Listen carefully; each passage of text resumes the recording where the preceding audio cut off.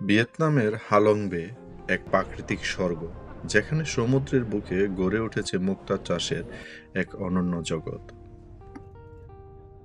বিশেষ প্রজাতির ঝিনুকে কৃত্রিমভাবে মুক্তার কণা বসানো হয়, তারপর সেগুলোকে পানির নিচে নির্দিষ্ট সময় ধরে রাখা হয়। আর এই ঝিনুকগুলো ধীরে ধীরে নিজের শরীরে স্তর তৈরি করে। এই প্রক্রিয়ায় গড়ে ওঠে মুক্তা। এতে তৈরি হয় নানা রঙের মুক্তা: সাদা, গোলাপি, সোনালী ও কালো।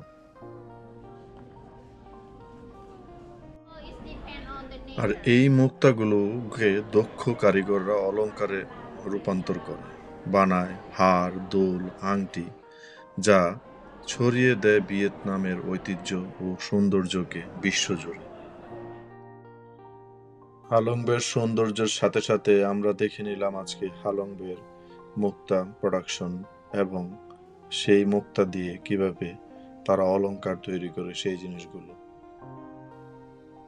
আশা করি এই ভিডিওটা সবাই এনজয় করছেন। তো সবাই ভালো থাকবেন। দেখা হবে নতুন কোনো জায়গায়, নতুন কোনো ডেস্টিনেশনে।